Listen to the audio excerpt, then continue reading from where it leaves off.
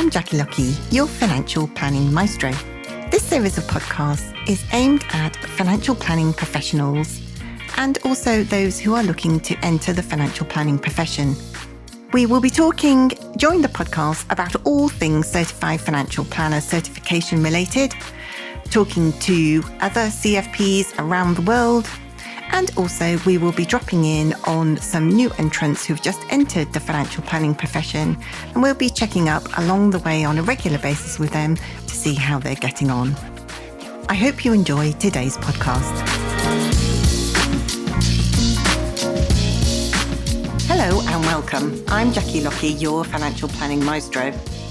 And in today's session, we are talking all things certified financial planner related with someone who has recently passed their CFP certification in the UK, and that is Daniel Ryan. Welcome, Daniel. Hi, Jacqueline. Thanks for having me. Yes, great to have you. We are going to get into the nitty gritty of how you got on with your case study, aren't we, in a minute? Great. But first of all, I've got a couple of questions for you before we get into all of that detail. Just give us a quick run through of your professional working life and how you got into the financial planning profession. Yes, of course. So, technically, I'm actually in a wealth management profession, which over the years has seemed to have morphed into being more advice-led through financial planning. So as I see my role slightly changing over the years that I started approximately 21, 22 years ago. And actually, it was a school leaver program that I entered in the financial services industry, where I was learning more about the operational side of banking businesses and wealth management businesses. I was did that for about 3 years. And then I had the very fortunate luck to be able to go on the front line, and that's working directly with clients first as support, but then as a client advisor or stroke wealth manager. Yep. But my current role is a private banker, but that is encompassing of everything for a private client in terms of the advice-led process, which has driven me down the CFP route. Excellent. So you've kind of had a few varying roles then, and were you one of the people that kind of fell into this as a more mature student, or did you just it was a conscious decision to get into wealth management and private banking side of things? Well, when I first started my career, it was very much, I fell into it, family situation where my mother said, if you don't find a job, I'm kicking you out your home. I managed to find a job. So I fell into financial services. But actually, when I started that journey, I really did enjoy working with clients. So my background and my sort of determination was to be that advisor, that trusted advisor for my clients. And that has then pushed me over time through the investment part and then through the financial planning part. Yeah, interesting. And was there anything in particular that you enjoy or have enjoyed and do enjoy about giving advice to clients? Are there any particular aspects of it? Yeah, well, it's very interesting you say that, because there is a lot of things that I enjoy about it, to be honest. Typically, the clients I work with are entrepreneurs. They are very successful in what they do. They've managed to grow very large businesses and sell them for very large sums. Some of them, not all of them, I hate to add. But it's great when someone like that just depends on you so much for their own financial life and their family. And building strategies and building a plan for clients is what I love. And I'm sure I'll probably continue doing it for another 20 years or so. Yeah, that's fantastic to hear. That's great to hear. And I think, everybody has their strengths in life, don't they? And if you're dealing with, successful entrepreneurs, they can't be everything to all people. So they need, good, reliable, wealth managers and financial planners like you to be able to, that they can lean on. And so they don't need to know everything about everything. No, exactly. And, these, some of my clients will range from the ages of, late 20s to late 60s.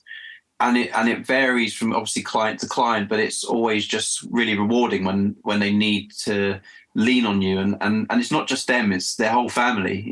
These are some clients I have are generational. So I'm looking after the children and they have their different objectives and their different challenges, which then you have to adapt to, and which I just thoroughly enjoy. And just the last thing is the entrepreneurial space in the UK is such a massive market and movement, and you meet so many different interesting businesses, people, and it's quite funny. It's always a nice dinner story to tell to your friends and who you've met and what kind of thing they're working on, because there's so many great innovative people in the UK. Yeah, I'm used to, when I used to work at the accountancy firm giving advice there were some fantastic clients, 3 young guys who started a building contract. They used to renovate all of the university housing for students in the Bristol area. And it was absolutely fascinating how they looked at risk, because they were taking a colossal amount of risk, obviously on a day-to-day basis. They employed a team of building contractors to renovate all of these buildings. So the overheads were huge, outlays massive. And there were 3 young guys with 3 young families, and they would come to me and say, "Oh, Jackie, we don't really want to take any risk. I know that we're only like 25 or whatever, but we're taking all of our risk in our business." And they kind of want to balance it out with the scales. And it's really interesting to talk them through those kind of dilemmas when they know a lot about one area, but don't know much about investment, isn't it? Yeah, no, quite right. And like I said, it's great when different people, with different backgrounds, different educations, just all need this help. And I love doing it, Great. Quite honestly. Excellent. So tell me, how did all of that lead you to the door of the Certified Financial Planner Assessment? Well, it was a few years ago when I was looking at furthering my knowledge really about what I do. And this was actually during the pandemic, because what I found in my current role is that we were going down the route of being more advice-led. And my current position is that I don't actually give any formal advice. What I do is I review the client situation, I spot the opportunity, I talk to them about it at a high level, and then I would bring someone in to actually write the advice for me. So I'm quite fortunate in that respect. I get all the good parts of it and none of the sort of administration with it. But I found that, and I thought that maybe my role might be slightly redundant, because if you had that advisor coming in being me and writing the advice, then actually my role could be under a bit of pressure in the future. Yeah. So I thought, well, why don't I look at going down the financial planning route and seeing what qualifications there are, because I had done the PCAM through CISI, and that got me to a good investment knowledge level, I believed. And so I thought, well, let's go on the financial planning route, see what CISI had to offer. So looking at the program that they had, was obviously they have the advanced financial planning level 6, which I looked at the paper, looked at some past papers, and thought, well, actually, why not have a crack at that? And this, like I said, this was in 2021 at this point. And I had a bit more time on my hands. Although I was working, I just had a bit more time on the weekends and the like. And I just decided to take that exam.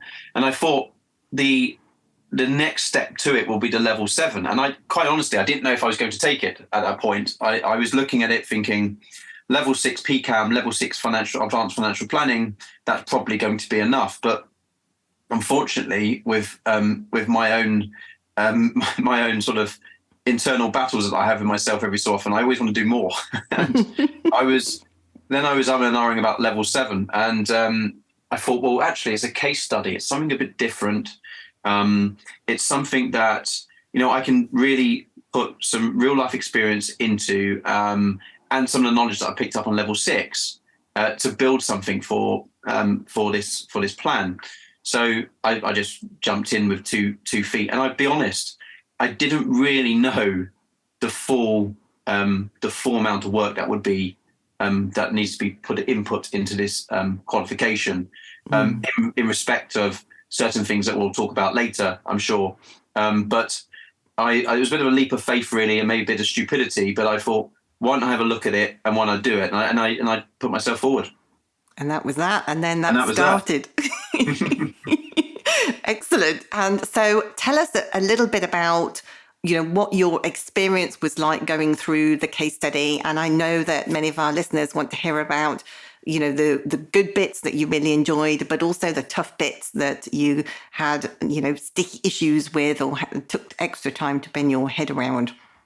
Yeah, of course. So I think from the things that I enjoyed, this is probably going to sound quite sad actually, but I enjoyed writing it up. I enjoyed being able to look at the case study initially, have my initial thoughts on what I think should be considered for the two individuals that I had in my case study, and actually putting the paper together and writing it up.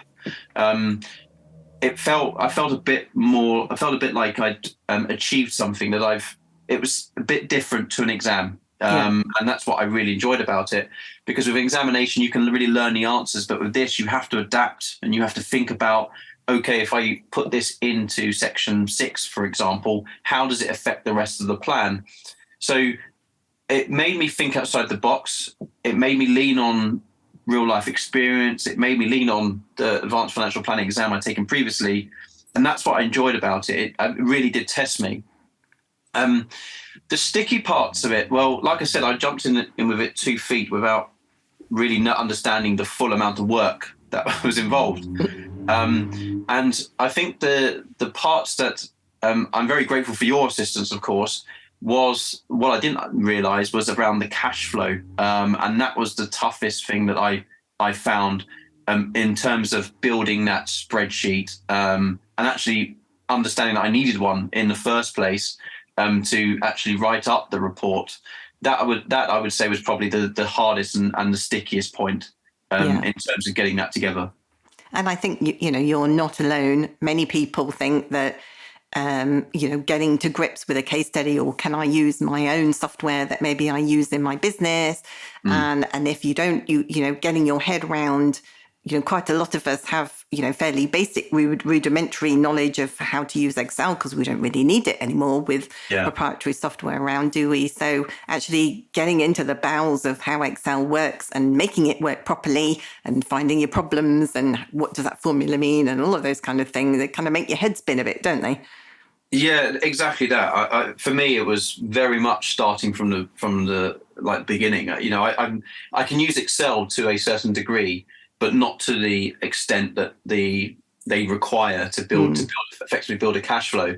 So leaning on your experience and your course, I managed to build a cash flow. But then I was teaching myself other formulas to add into my cash flow where my client situation required it.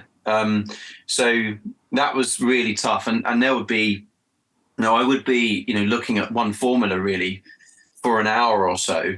But as soon as I cracked it, it was all made sense. But it was just about building it and putting it in the right place for the right situation. So that was definitely the toughest part of the qualification, really. Yeah, and I quite often find, I don't know if you found this, but I quite often find that when you get to those tough situations and you kind of think, right, okay, well, can I, like you were saying, can I apply the knowledge that I've got and just kind of take the labels off it?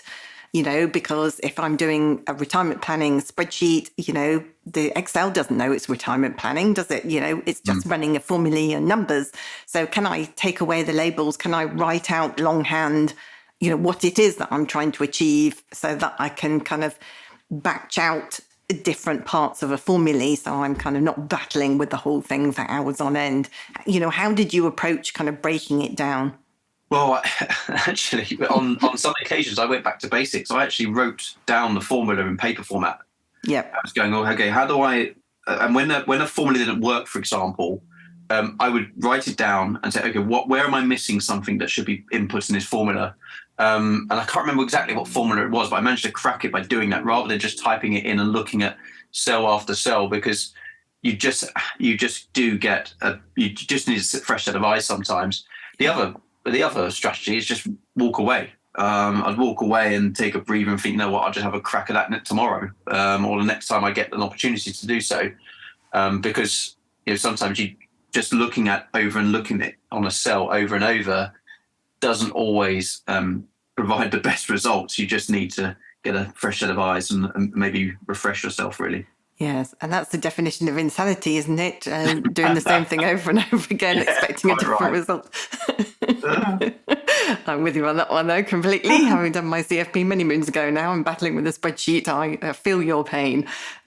So, other than the spreadsheets, did you find, like through the course, we concentrated a lot on spreadsheets first, didn't we? And there's all this, Yes. There's this urge that I was trying to encourage all of you to overcome, not to write too much, not to jump ahead for the recommendations for everything, but to actually let the numbers do the talking first. Did you find that aspect quite easy to kind of get your head around, or was that kind of one of the areas where you were kind of like, I need to, itching to type something? No, actually, because I wasn't really itching to type stuff. I wanted to get the cash flow right and make sure that the numbers worked. I think from the writing perspective, I wrote the introduction quite early, to be honest. But then the remaining stuff, I knew what I was going to write, and I wasn't really itching to write it because I wanted to ensure that I did it within your pathway, as you suggest, within your course.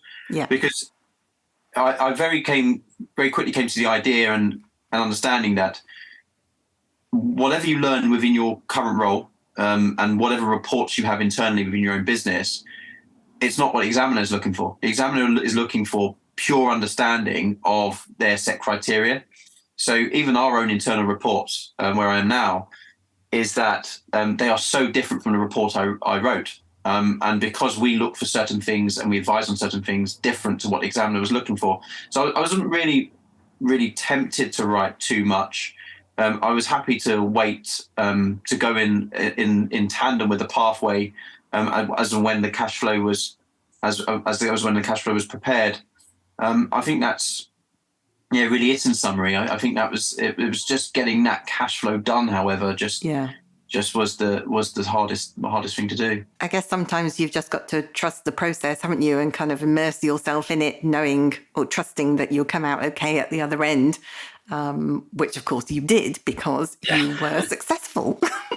Well, exactly that, Jacqueline, because I've obviously gone on. I did my research in terms of who's going to help me, support me do this, undertake this qualification, and if I'm going to go to a tutor and then not follow their guidance and they put many people through it, I think I'd been a bit silly. So I was trusting yourself and your pathway, in which obviously yielded the results. Yes, absolutely. Well, congratulations again. I know I've already congratulated probably dozens of times now, haven't I? But that's okay. You keep carrying on. You carry on. Take it. So, looking back on the process now, do you have a feel for roughly how many hours it took you from kind of start to finish? I would say it was definitely easily 200 hours, for me. Probably a bit more than that as well, because I know I keep going back to the cash flow. There were some times where, and I know you had told me not to do this, I would just mess around with it and just see if there was any other outcomes. And that would take me an extra few hours then to put it back to where it started as a base. So I was really number mad on it, to be honest. But I think, once the cash flow is prepared, which is the majority of the time, as you mentioned, you did writing the report was really, quite honestly, the easier part. But I think in total, 200 hours, really, maybe 250 is probably the time you need dedicated to it. Yeah. And I was going to say, it's not just the doing time, it's that thinking time, like you were saying, going away, taking a break, letting your brain wind down a little bit, coming back, then having other ideas and thinking, oh, maybe that works, all of that, needs to be factored in, doesn't it? Yeah, it does. It really does, because there'll be times where I've taken a step away from the desk on the weekend or whatever it might be. And then my other half's talking to me and she goes, "You're still thinking about the spreadsheet, aren't you?" And I'll be like, "Yeah," because I was thinking, oh, what if I did it this way?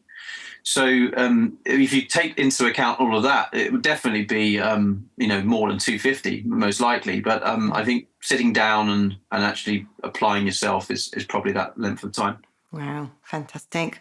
Well done for persevering, because, there aren't that many certified financial planners in the UK, around 1,000 mark at the moment. So you are one of a very few number of people who've achieved that. So, you deserve every success. So tell us a little bit about now. It's what, how long is it? A few months now since Yeah, a few you months since I got the letter. That's I right. got the letter and was dancing around the kitchen. Um, Tell us a little bit about now you've had chance to reflect on the whole process, and all the challenges and all the things it forced you down, all the little rabbit holes and all the rest of it and back out again. Has it changed the way that you approach giving advice or the way you would structure or write a financial plan now? Yeah, it definitely has. I mean, for the clients I work with, it's very little things that have changed sort of my habits. It's been planning better for meetings. Wanting to ensure that I get the right outcomes for the clients in those meetings. Whereas before I would plan for them, but I wasn't probably as conscious as I am about things that I definitely need to ensure that I get the answer to, so I can offer that guidance and advice to them later on down the line. That type of thing for sure. Even just little things. I know I said I don't actually write the advice, but just writing meeting notes and file notes for clients. I go a bit more in depth because I know that we need to have more information on file to ensure that we can actually really deliver a good outcome for the client. So it's definitely changed, probably more subconsciously more than and actively as well. Yeah, really, to be honest, how I operate with clients. And the other thing is, it's also just flagged up with me the smaller little things that I have to be conscious of. Clients I work with are typically wealthier than the average person on the street, but it's little things like NIC contributions, making sure that they've done those, ISA contributions, make sure they've done those. Typically we wouldn't really consider that all the time. Yeah. For certain wealthier clients, because they would say, well, what's the point? It's £20,000 a year for my ISA contribution. I don't need it. But actually being able to demonstrate and say, well, this is why you need it and this is why you should consider it, over the course of 10, 20, 30 years of investment, is definitely something that has helped me. I think that maybe some other people to go through this course, they're probably doing that already anyway. But I think from my perspective, it's definitely helped me for the things that I wouldn't see or wouldn't really need to consider on a day-to-day basis. Yeah, that's really interesting. And do you think it's changed the way, you were talking about there about your pre-meeting preparation and information that you definitely wanted to know from the clients when you meet them? Do you think that has helped your skills with asking better client questions along the way? Yeah, I do. I do actually. I think it's I'm very much a curious person anyway, and I would like to ask clients or people I'm speaking to why they're doing certain things. But I think with this as well, it's definitely pushed me down certain avenues with my questioning, when probably in the past I've thought, well, do I really need to ask that question? Probably not, but so I won't bother. Whereas actually it's actually a good understanding the client, but also it does actually give you that sort of that credibility with the client, because they seem you're really interested if you're asking the really maybe smaller questions to everyday persons. But if you're asking them, they feel to them. Well, my feeling is that they get the trusted advice. You get that trusted advisor status, Yeah. and they feel like you are really, really interested in what they have to say and what their life is about. So for sure, it has definitely changed the way I approach things from that perspective. Yeah, and that's great to hear. And I think because of the types of clients that you're commonly dealing with, that entrepreneur set, that you need a really strong bond, don't you? Because you want them to rely on you. You are kind of part of the furniture for their professional lives. And so if that bond isn't tight enough, isn't tough enough, then I guess the clients, if they're they're very busy, running businesses, and things like that, then, you have to make them prioritize their financial well-being and that of their family in order to make those investment decisions and, push the paperwork through and all of those kinds of things. And all of that helps smooth the pathway if you've got that strong bond. Quite right. I think that's the most important thing with the clients I work with is that they can trust you. And if they can't, you'll never have a relationship with that individual. And there's certain ways of building that trust, and obviously having the knowledge and experience which comes with time, of course, but the knowledge really to help them. And once you start helping them, they do really start to trust you, and then that's when the relationship really starts to build. Yeah. So I totally agree. Yeah, fantastic. So we are nearly out of time now, Daniel. So I'm just going to ask you one more question back to the CFP certification. And for those people who are listening, who are still sat on the fence about whether to embark on the CFP process, whether it's worth the 200 plus hours that you were mentioning earlier of all of that effort, putting it in to gain their CFP certification, do you have any tips to share to encourage those people who are sat on the fence at the moment? Yeah, I do. I think firstly, you said it earlier, being one of 1,000 people in the UK with that certification, I think that for me was definitely something that warmed me to the idea of being only one of 1,000 people in the UK of having this qualification. It also just demonstrates that you've reached a certain level that not everyone can reach to that level, and with clients in particular, I think it just shows that this is someone serious that we're talking to, who really understands their craft. Yeah.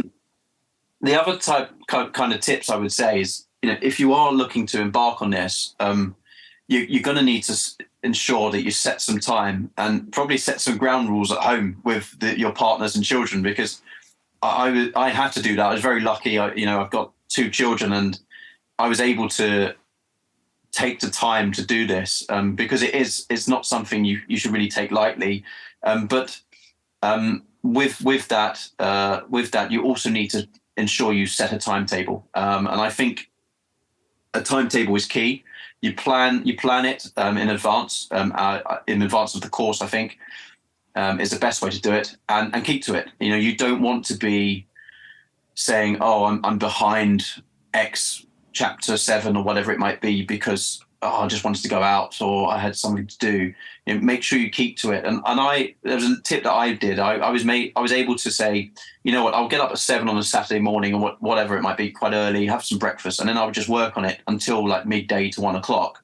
And then I'll take the rest of the day off. I'd spend the time with the family and the kids, which then, alleviated some of the pressure of managing children, but also doing the course. So I'll definitely ensure that you would have this timetable and you keep to it. I would highly recommend that anyone who looks at doing your course does it. I think that without it, I would have been lost. Without it, I wouldn't have passed, quite honestly. And I know it's just your podcast here, Jacqueline, but it is worth its weight in gold. I had my reservations initially, and then when I signed up and started looking through the course, I was thinking, this is brilliant because I now have my own timetable that I don't actually have to plan. It's already there for me. And then I'd say the last tip really is we all have our experiences in our current roles or whatever we're doing, whether we're in a bank or a wealth manager or a financial advisor. And we have our experiences, we have our knowledge, but doing this is and undertaking this report is the examiner's report. It's not your employer's report. So I would say not forget everything but forget how you present a report, because you need to meet certain guidelines which the examiner is needing. And some firms will do things differently and only report on certain things. So I would say forget that in some shape or form and what you do from a day-to-day basis, and work on what the examiner wants to see. Some fantastic tips there, Daniel. Thank you very much for joining me today. No problem at all. Thanks, Jacqueline. Thanks for having me. I hope you enjoyed today's podcast. It's really interesting, isn't it, to listen to other people's points of view about different things, all relating to our wonderful financial planning profession. If you know anyone who might be interested in listening to any of these podcasts, please pass on our details to them. So that's it from me. Join me again next time when we'll be talking all things certified financial planner related and also dropping in on our new entrants to the financial planning profession. Bye for now.